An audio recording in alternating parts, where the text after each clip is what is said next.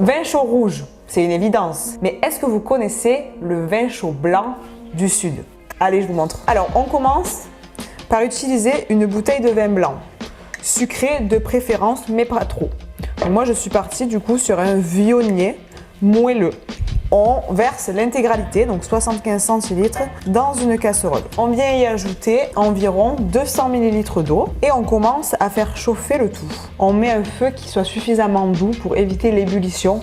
On va juste patienter jusqu'au frémissement. Pendant ce temps, je vais donc découper les fruits, donc notamment la clémentine. L'orange, on en utilise la moitié et on va faire des petits morceaux. Une fois que l'orange est faite, on s'attaque au citron. Donc le citron, on en utilise une plus petite quantité, on en utilisera un quart qu'on découpe également en petits cubes.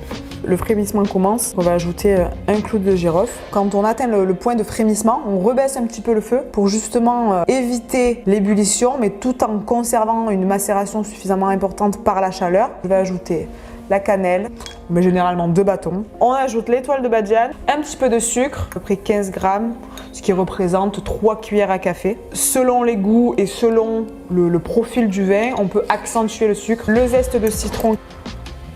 On remue parce que le sucre a tendance à accumuler au fond de la casserole. Je vais y rajouter les fruits. Et là, on va laisser infuser, macérer pendant à peu près 15 minutes.